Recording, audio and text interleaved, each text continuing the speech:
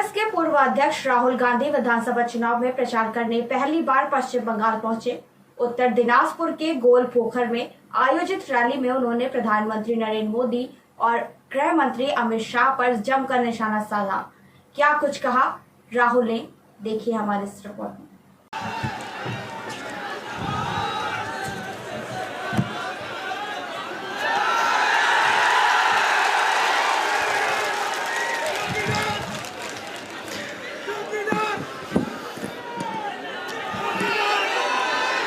BK Hariprasad जी, दीपा दास मुंशी जी, प्रदीप भट्टाचार्य जी, हमारे candidates Masood Mohammad नासिम एहसान जी,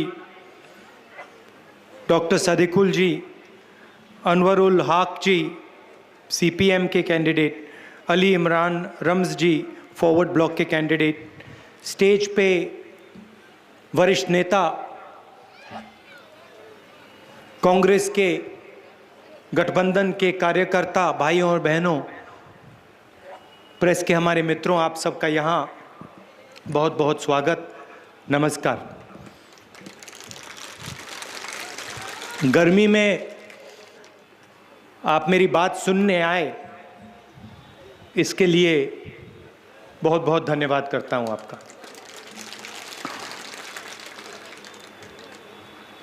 assembly के चुनाव चल रहे हैं, अलग अलग प्रदेशों में ये चुनाव हो रहे हैं, असम में, केरल में, बंगाल में, तमिलनाडु में, और इससे पहले मेरे इन प्रदेशों में दौरे हुए। तमिलनाडु में, असम में जब मैंने लोगों से पूछा कि आपको क्या लगता है, उन्होंने मुझे बताया कि पहली बार हमें ऐसा लग रहा है कि हमारे इतिहास पे, भाषा पे, हिस्ट्री पे आक्रमण हो रहा है। जो विचारधारा बीजेपी बंगाल में फैलाने की कोशिश कर रही है, वही विचारधारा असम में फैला रही है, और एआईडीएमके के माध्यम से वही विचारधारा तमिलनाडु में फैला रही है।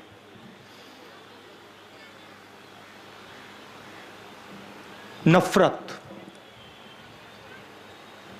और हिंसा, इनके पास और कुछ है ही नहीं। ये बंगाल को बांटना चाहते हैं, तोड़ना चाहते हैं, और बंगालियों के बीच में जो भाईचारा है उसको खत्म करना चाहते हैं। यही असम में कर रहे हैं, यही तमिलनाडु में कर रहे हैं, और इसका नतीजा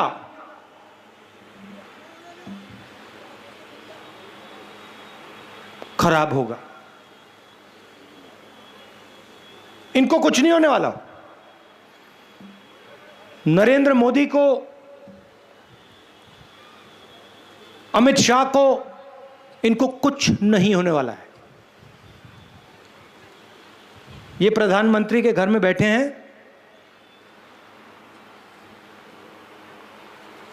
इनके पूरे बॉडीगार्ड्स हैं, इनकी पूरी रक्षा होती है, इनको कुछ नहीं होने वाला। आग लगेगी तो यहां लगेगी।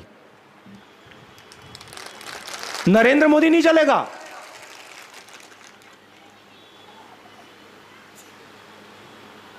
अमित शाह नहीं चलेगा, अमित शाह के बेटे को कुछ नहीं होने वाला। बंगाल जलेगा, बंगाल की माताएं और बहनें रोएंगी, ये होगा। क्योंकि एक बार इन्होंने बंगाल को बांट दिया, फिर बंगाल में आग लगेगी, उसको कोई नहीं रोक सकता है। और ऐसी आग लगेगी कि बंगाल में उसको पहले किसी ने नहीं देखा होगा। तो हम यहां चुनाव नहीं लड़ रहे हैं, हम बंगाल के इतिहास की, हिस्ट्री की, भविष्य की रक्षा कर रहे हैं। इसलिए मैं यहां आया हूं। मैं यहां चुनाव में भाषण करने नहीं आया हूं। मैं आपको यह बताना चाह रहा हूं कि अगर बंगाल बट गया तो सबसे ज्यादा नुकसान बंगाल की जनता को होगा, बंगाल के भविष्य को होगा। अब आप देखिए, बीजेपी ने उत्तर प्रदेश में आग लगाई, उसके बल पर वो चुनाव जीते। हुआ ये, आग लगाई, चुनाव जीते। और उसके बाद क्या हुआ, आज जाइए उत्तर प्रदेश, जाइए, देखिए, मजा देखिए। वहां पे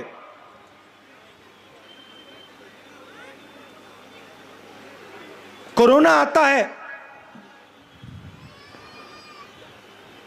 अस्पताल लाशों से भरे हुए हैं,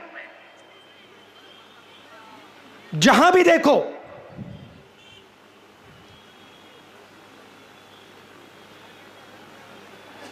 लोग कोरोना से मर रहे हैं। चीफ मिनिस्टर कोई समझ नहीं,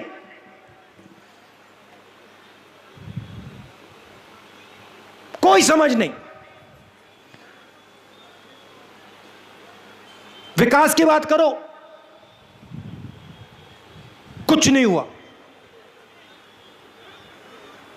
8 बजे रात को हिंदुस्तान के प्रधानमंत्री टीवी पे आते हैं, कहते हैं भाइयों और बहनों, मुझे 500 रुपए, 1000 रुपए का नोट अच्छा नहीं लगा, मैंने उसको रद्द कर दिया, खत्म कर दिया उसको। काले धन के खिलाफ लड़ाई है, कर दी काले धन के खिलाफ लड़ाई।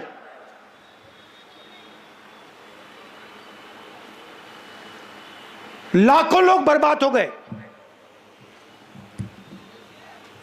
किसानों के घर में जो थोड़ा सा पैसा था वो खत्म हो गया। आपको कहा लाइन में खड़े हो जाओ, बैंक में जाओ, अपना पैसा डालो, बैंक में पैसा रखो। हिंदुस्तान के सब लोगों ने किया। लाइन में मोदी जी दिखे आपको? खड़े थे क्या? खड़े थे। लाखों रुपए का सूट पहनते हैं, लाइन में क्यों नहीं खड़े थे वो? पैसा कहां से आता है? लाइन में सबको खड़ा कर दिया, आपके जेब में से पैसा निकाल दिया, उनके 2-3 उद्योगपतियों मित्रों को दे दिया, और फिर कहते हैं काले धन के खिलाफ लड़ाई चल रही है। उसके बाद जीएसटी लागू की, 5 अलग अलग जीएसटी, 28% टैक्स, छोटे दुकानदारों पर टैक्स, स्मॉल मीडियम बिजनेस पर टैक्स, किसान पर टैक्स। आज तक छोटे दुकानदारों को जीएसटी नहीं समझ आई। आप जाइए किसी से भी पूछ लीजिए, किसी गरीब आदमी से पूछिए, अमीर से मत पूछिए, किसी भी गरीब आदमी से पूछिए, नोटबंदी से आपका फायदा हुआ? हाथ जोड़ के कहेगा नहीं हुआ। हुआ? किसी का हुआ यहां पे नोटबंदी से फायदा? जीएसटी से किसी का हुआ फायदा? नहीं। टैक्स कहां जाता है? वही 5-10 मित्र हैं नरेंद्र मोदी के, उनके पास जाता है। कोरोना आता है, यहां के लोग बाकी देश में जाते हैं काम ढूंढने। लाखों लोग जाते हैं ना यहां से। यहां तो आपको काम नहीं मिलता, ना मोदी जी देते हैं ना ममता जी देती हैं, और जो थोड़ा सा मिलता है उसके लिए आपको पहले पैसा देना पड़ता है, कट मनी।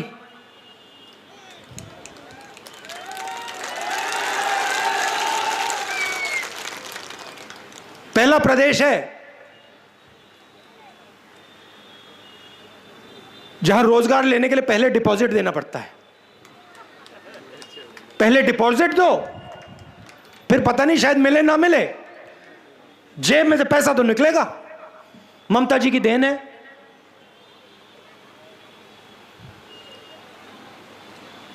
कहती हैं चुनाव के समय खेल होंगे।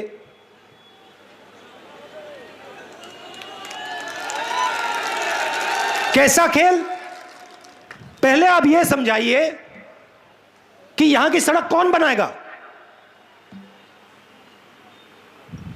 खेल खिलवाना है तो सड़क पे खेलेंगे ना।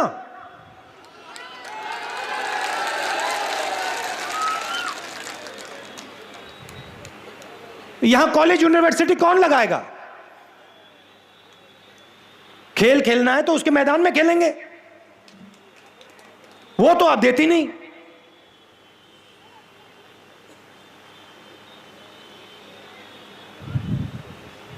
तो ड्रामा चल रहा है। एक तरफ नरेंद्र मोदी जी कहते हैं कोरोना आता है, कहते हैं भैया थाली बजाओ। मतलब पता नहीं, बात समझ नहीं आती आज तक। थाली बजाओ, घंटी बजाओ, मोबाइल फोन की लाइट ऑन कर दो, कोरोना भाग जाएगा। ये हिंदुस्तान के प्रधानमंत्री हैं।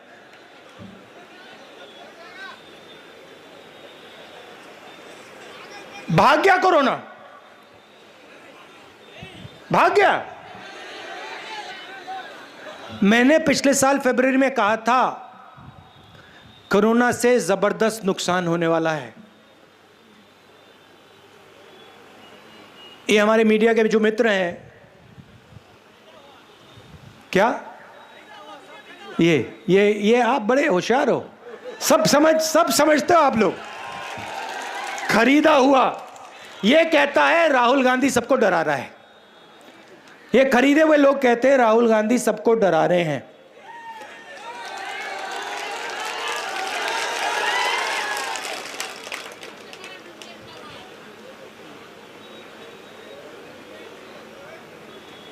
और देखो क्या नुकसान हुआ।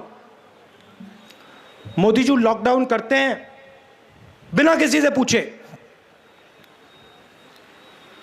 मैं मजदूरों से मिला, लॉकडाउन के समय मिला, कहते हैं, मैंने पूछा भैया बताओ क्या हुआ। मुझे कहते हैं देखिए राहुल जी हमें एक बात समझ नहीं आई, इस आदमी ने लॉकडाउन किया, हमें एक दिन तक नहीं दिया। अगर एक दिन दे देते, 2 दिन दे देते, हम घर चले जाते। इसने एक दिन नहीं दिया, इसने लॉकडाउन किया, हम सब बर्बाद हो गए, खत्म हो गए, मर गए। इसने ये क्यों किया? मुझसे सवाल पूछ रहे हैं। मैंने कहा मैं क्या जानूं, प्रधानमंत्री से पूछिए उन्होंने क्यों किया। मगर यह बता सकता हूं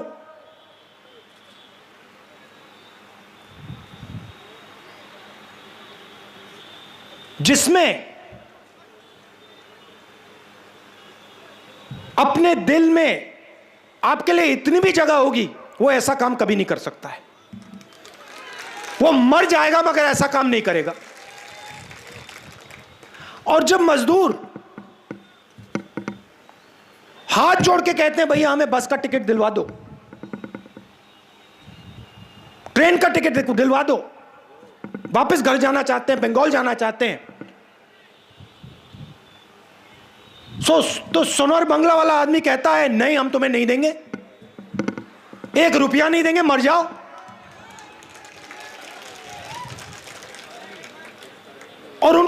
पैदल चलना पड़ता है, हजारों किलोमीटर। कोई भूखा मर रहा है, कोई कोरोना से मर रहा है, कोई फर्क नहीं। और उसी समय नरेंद्र मोदी लाखों करोड़ रुपए अपने 5-10 बिजनेस वाले मित्रों का टैक्स माफ करते हैं। कहते हैं अर्थव्यवस्था चालू करनी है।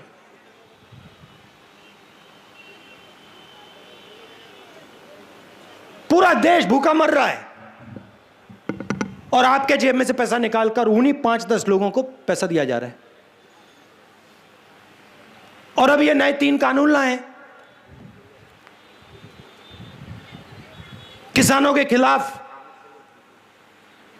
यहां आपने मुझे बताया कि यहां तो मंडी नहीं है, 3 रुपया केजी चावल। किसान मंडी नहीं है, मगर बाकी देश में जो मंडियां हैं उनको बंद करने मोदी जी। ऐसा कानून लाए हैं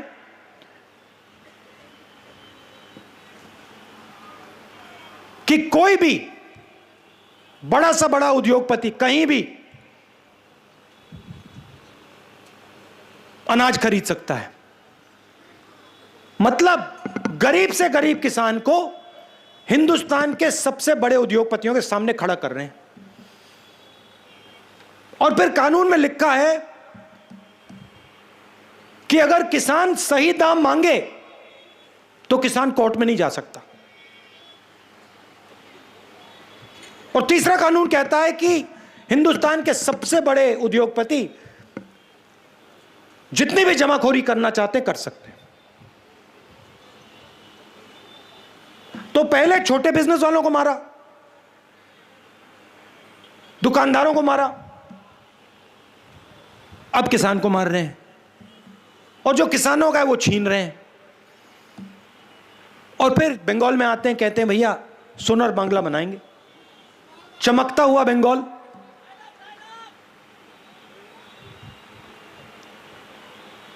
जहां भी जाते हैं यही कहते हैं, सुनहरा तमिलनाडु, सुनहरा असम, सुनहरा यूपी, सुनहरा बंगाल। मगर किया क्या आपने? कितने युवाओं को आपने रोजगार दिया? हिंदुस्तान की अर्थव्यवस्था को आपने खत्म कर दिया, नष्ट कर दिया। बाकी दुनिया पहले देखती थी, कहती थी देखो हिंदुस्तान कितनी तेजी से आगे बढ़ रहा है, आज मजाक उड़ाते हैं। मेरे पास लोग आते हैं, विदेश से लोग आते हैं, मुझसे सवाल पूछते हैं। पहले पूछते थे भैया एक बात बताओ, ये जो आपका देश है, अलग अलग भाषाएं, इसमें अलग अलग धर्म हैं, अलग अलग प्रदेश हैं, ये सब एक साथ मिलके कैसे रहते हैं? इतना भाईचारा कैसे हिंदुस्तान में? ये सवाल मुझसे पूछते थे। यूएस के सेनेटर आते थे, इंग्लैंड के मंत्री आते थे, ये सवाल पूछते थे। आज आते हैं, कहते हैं भैया एक बात समझाइए, हिंदुस्तान में क्या हो गया?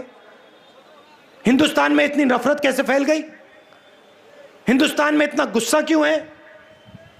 हिंदुस्तान के लोग एक दूसरे को क्यों मार रहे हैं?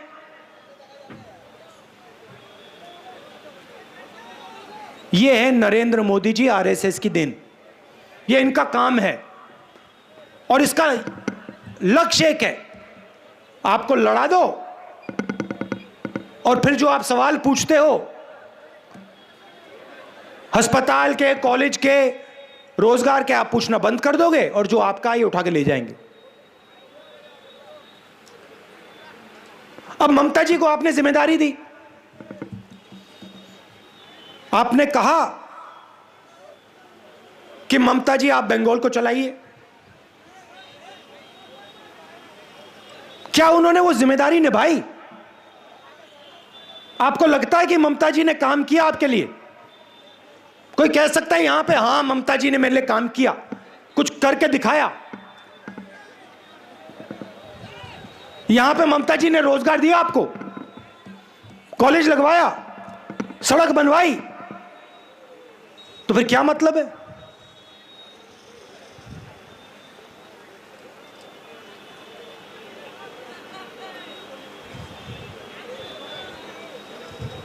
तो आपको सोच समझ के हमारे गठबंधन को समर्थन देना है और हमारे जो एमएलएज हैं उनको आप भारी बहुमत से जिताइए। और एक बात याद रखिए, देखिए, कांग्रेस पार्टी ने हमारे इतिहास में कभी बीजेपी के साथ समझौता किया है? कभी किया? आपने देखा, सुना कभी? कभी किया? कभी अलायंस किया उनके साथ? नहीं किया ना? ममता जी ने किया है? ममता जी ने कभी किया? तो आप एक बात याद रखिए, हमारी आरएसएस बीजेपी से विचारधारा की लड़ाई है, हमारी सिर्फ राजनीतिक लड़ाई नहीं है। जैसे दीपा जी ने कहा, उनकी विचारधारा ने हमारे सबसे बड़ी लीडर की हत्या की है, हमारे गुरु की हत्या की है, गांधी जी की हत्या की है। उस विचारधारा के खिलाफ हम खड़े रहेंगे, हम पीछे कभी नहीं हटेंगे, हम मर जाएंगे मगर नहीं हटने वाले। ममता जी की राजनीतिक लड़ाई है, अलग बात है। हमारी राजनीतिक लड़ाई है मगर हमारी विचारधारा की लड़ाई है। हम उनके साथ मर जाएंगे मगर नहीं खड़े होंगे और वो इस बात को समझते हैं। इसीलिए नरेंद्र मोदी जी ने कांग्रेस मुक्त भारत की बात की थी। नरेंद्र मोदी जी ने टीएमसी मुक्त भारत की बात कभी नहीं की है। टीएमसी उनके लिए ठीक है, उनकी लड़ाई कांग्रेस पार्टी के साथ है, कांग्रेस पार्टी की विचारधारा के साथ है और वो जानते हैं कि राहुल गांधी कभी पीछे नहीं हटने वाला है और वो ये भी जानते हैं कि राहुल गांधी उनसे नहीं डरता है। उल्टा वो राहुल गांधी से डरते हैं। तो आपको यह बात समझनी पड़ेगी कि यह बंगाल के भविष्य की लड़ाई है, यह राजनीतिक लड़ाई है मगर यह विचारधारा की लड़ाई है।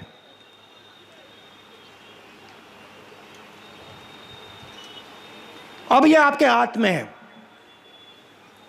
बीजेपी को रोकना है, बंगाल को बचाना है और आप दबाकर हमारे गठबंधन को समर्थन दीजिए, हमारे कैंडिडेट्स को जिताइए। आप सबका दिल से बहुत बहुत धन्यवाद। आप दूर दूर से आए, खासतौर से जो महिलाएं आई हैं, आपको कष्ट हुआ होगा। आप सबको बहुत बहुत धन्यवाद, नमस्कार, जय हिंद। अंत में रमज़ान की शुरुआत है, आज हम अंबेडकर जी को याद करते हैं और आपका बंगाल का कल नया साल शुरू होता है, तो इन सब चीज़ों के लिए आपको बहुत बहुत बधाई। नमस्कार।